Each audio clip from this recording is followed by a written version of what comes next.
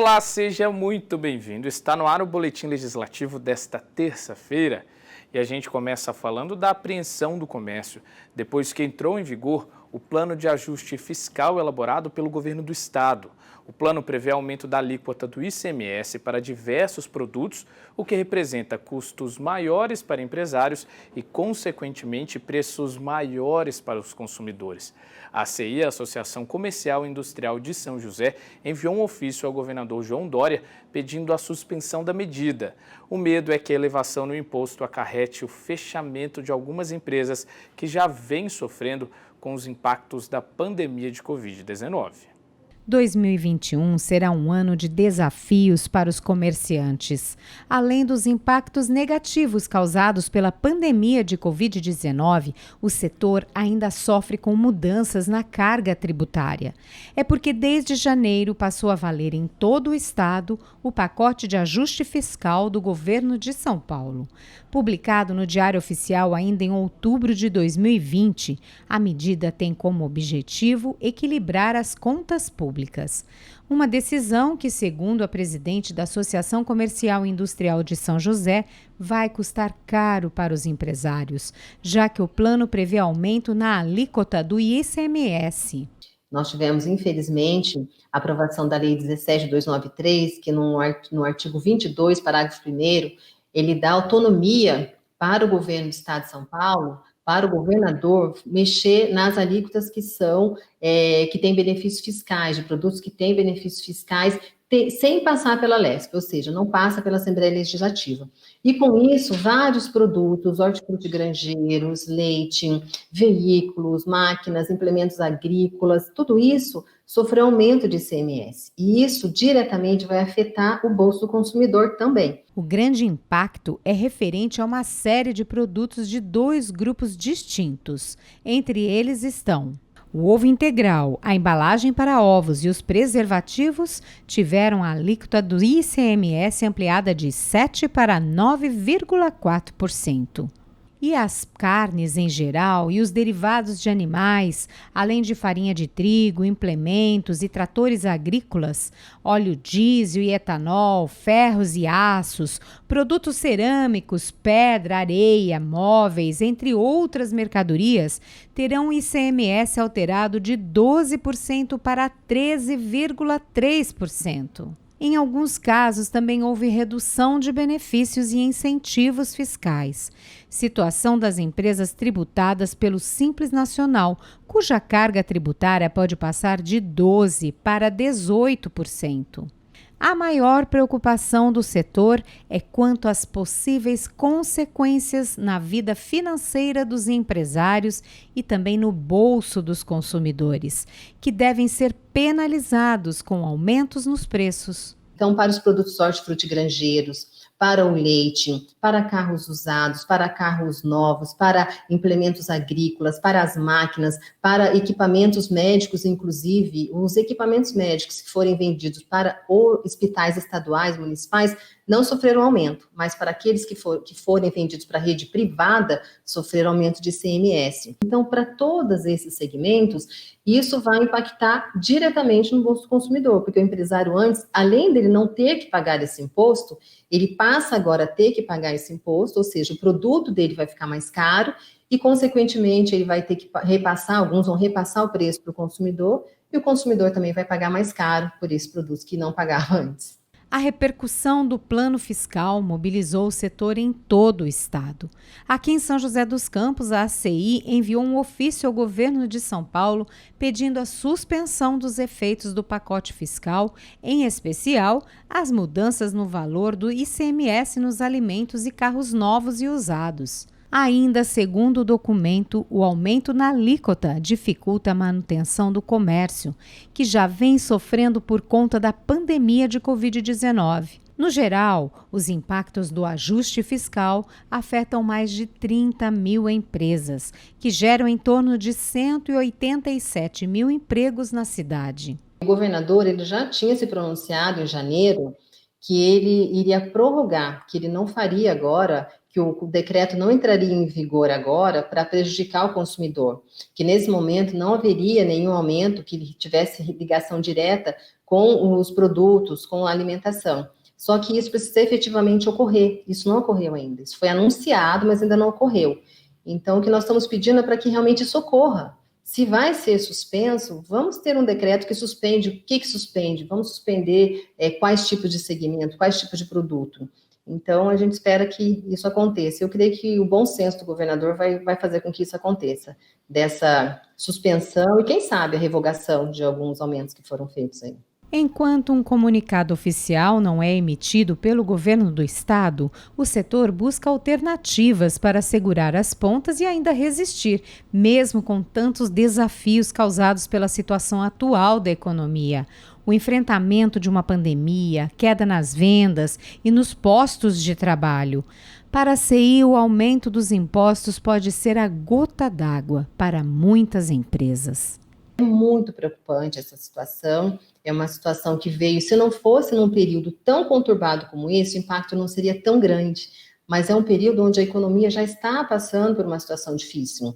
Aí, inicialmente foi colocado esse pacote fiscal para equilibrar as contas públicas, em virtude dos auxílios que foram dados no ano passado, então ele vigora por 2 anos, mas o problema é que o pacote, ele vai equilibrar as contas públicas, mas ele vai desequilibrar totalmente as contas das empresas e o bolso da população, né? O bolso do consumidor final, que vai ser muito impactado.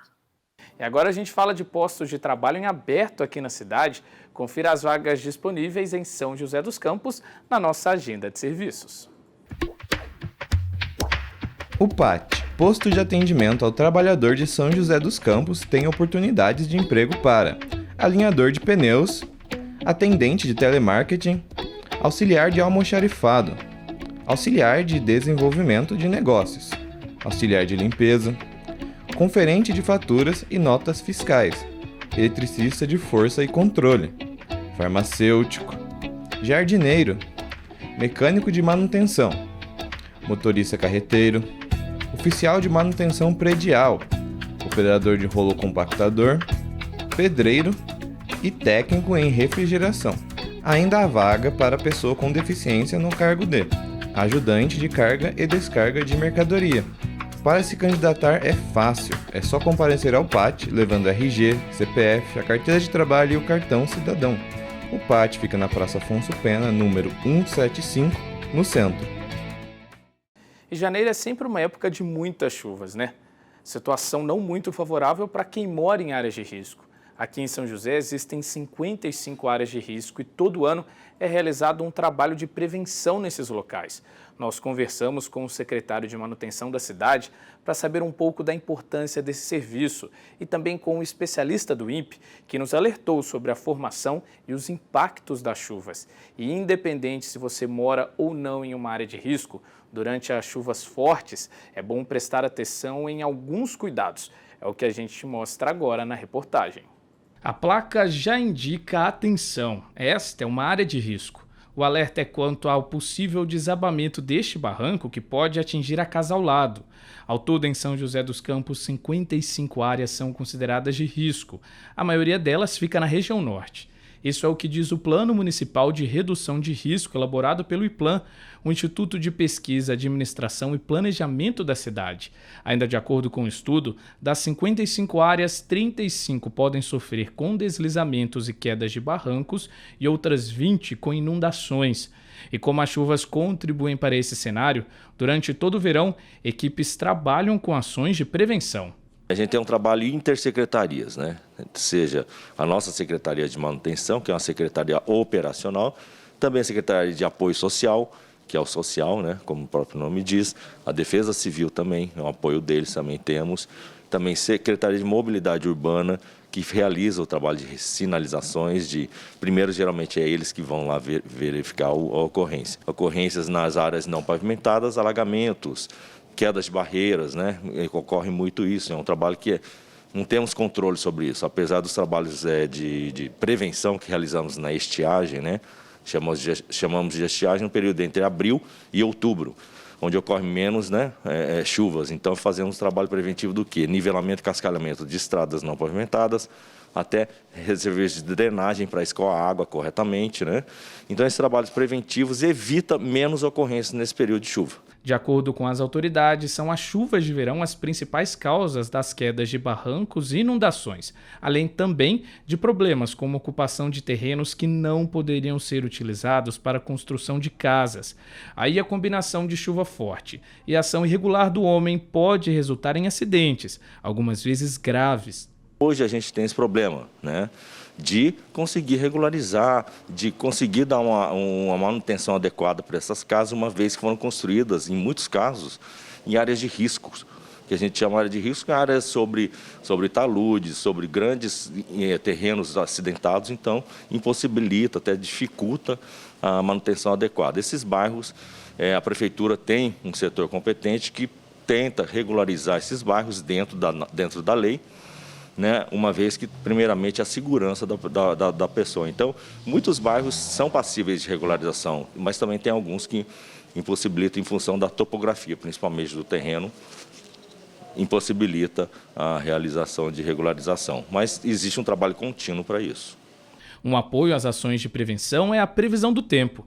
Especialistas do CPTEC e INPE, que fica aqui em São José, conseguem prever a chegada das chuvas e, a partir daí, autoridades e defesa civil podem alertar famílias que moram em áreas de risco.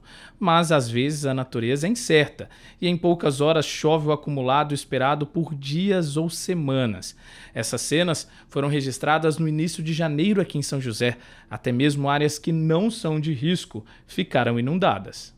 É que, muitas vezes, a região tem muita energia e chega a umidade, como vem dessas frentes frias, ou um cavado, que é um tipo de circulação, que meio que é como se fosse um rolo. Vem um rolo de nuvem e encontra uma barreira, essa barreira meio que estoura para cima e surgem nuvens como nimbus, que essas nuvens podem alcançar até 12 quilômetros de extensão vertical, proporcionando muitas chuvas fortes, com muito rajada de vento, e pode proporcionar esses tipos de desastres que acontecem. No geral, segundo o pesquisador do INPE, é possível realizar a previsão do tempo com 10 dias de antecedência, mas isso não vale para o volume das chuvas. É possível realizar esse tipo de previsão com qualidade assim, digamos que uma escala temporal no horizonte do tempo de 10 dias, mas saber a quantidade de nível de precipitação que pode cair, a gente é possível detectar em horas antes, utilizando principalmente radares meteorológicos.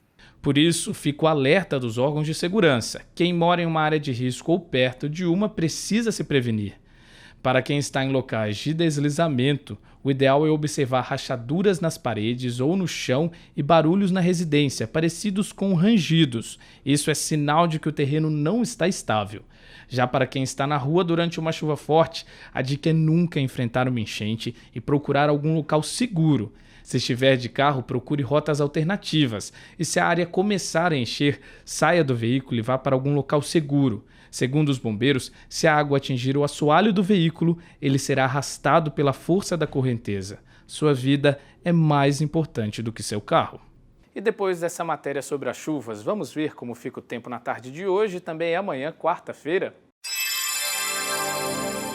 A tarde desta terça-feira será de sol entre nuvens e com grande probabilidade de chuva. A máxima será de 32 graus e a mínima 21. A quarta-feira será de céu nublado pela manhã e à tarde o sol aparece entre nuvens, porém não deve chover. As temperaturas variam um pouco e a máxima é de 31 graus, com mínima 22.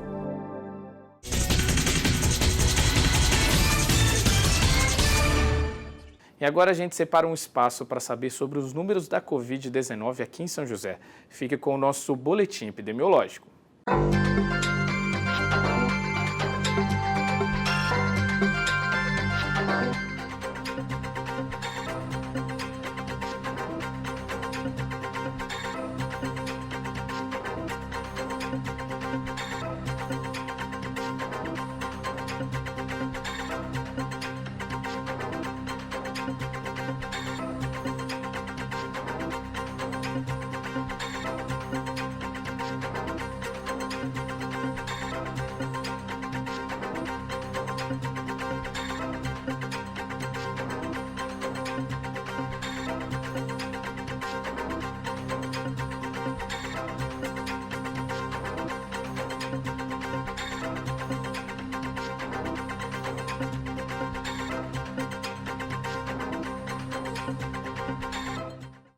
E chegou a hora da nossa série de entrevistas com os vereadores eleitos sobre as prioridades do mandato.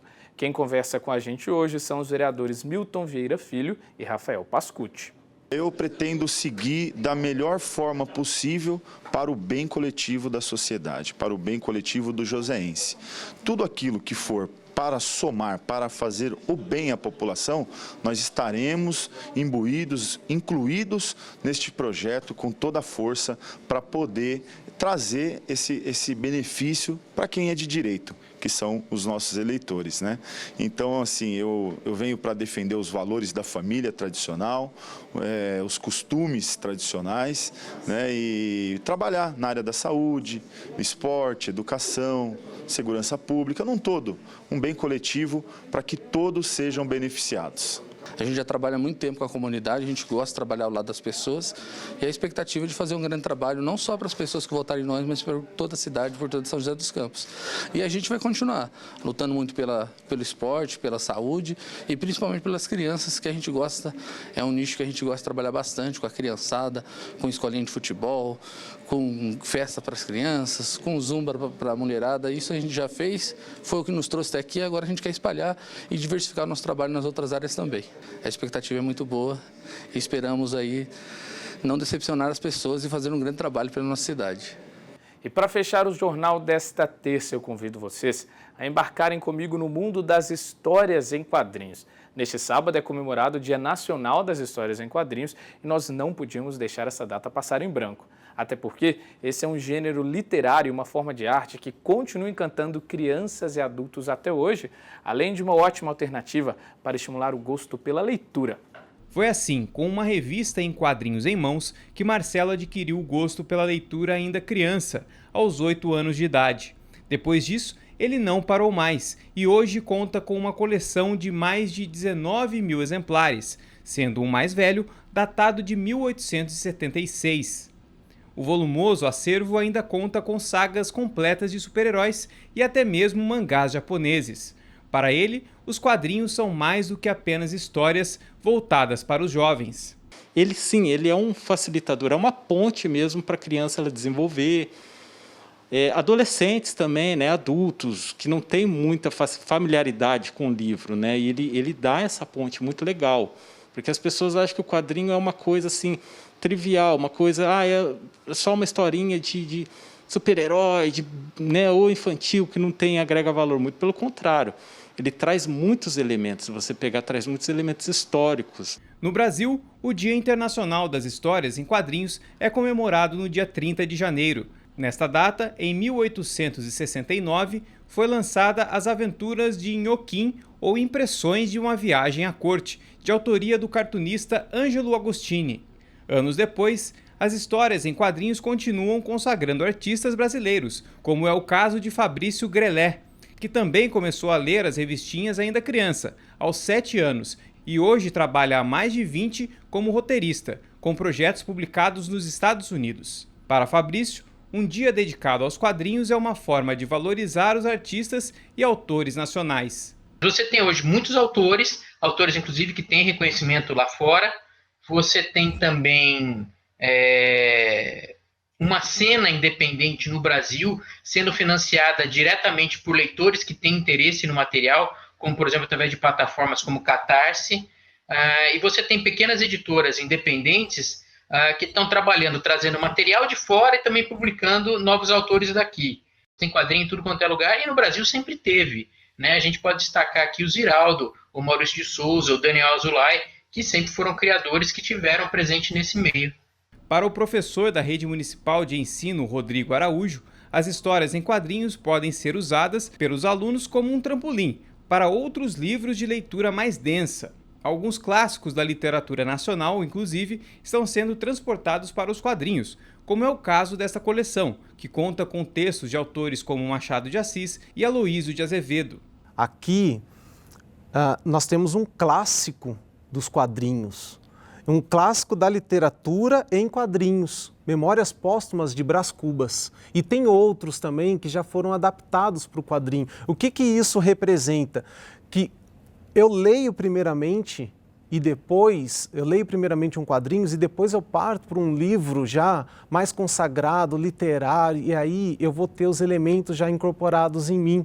E eu vou saber, olha, não tem todo o texto aqui? Não tem, mas tem as principais passagens. E é ela que vai ficar depois marcada para que quando eu ler, eu possa lembrar disso.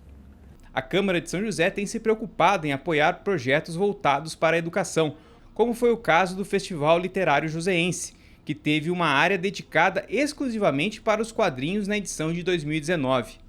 Um incentivo a mais para que os jovens se interessem pela leitura por meio das páginas dos quadrinhos. Se você ainda não está apto para, não consigo ler um livro, a história em quadrinho é fantástica, você vai aprender.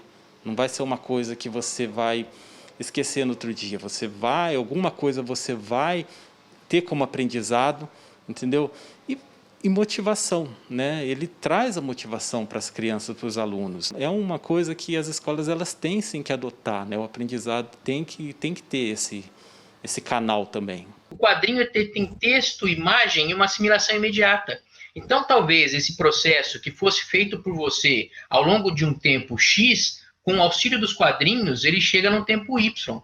E ele consegue te expandir porque você não fica preso só nas imagens. E também a questão de você dar o ritmo da história, isso permite com que você, com mais vagar ou com uma maior pressa, dependendo do seu ritmo de leitura, consiga fazer com que essa ação se desenvolva da maneira que lhe apetece e consegue te permitir galgar outras fontes. O professor que lê por prazer na escola, que incentiva os seus alunos, ele está fazendo isso. E os pais, quando eles compram uma história em quadrinhos para os filhos e leem com eles, ele está mexendo no afetivo. A gente fala muito de leitura afetivo-cognitiva hoje em dia. Não é só cognitivo que a gente trabalha. Quanto mais a gente envolve as emoções na leitura, vendo o outro ler, gostando de ver o outro ler, a gente também quer fazer. E o boletim de hoje fica por aqui. Muito obrigado pela companhia. A gente se vê logo mais às 5h30 da tarde na transmissão ao vivo da sessão de hoje. Até lá!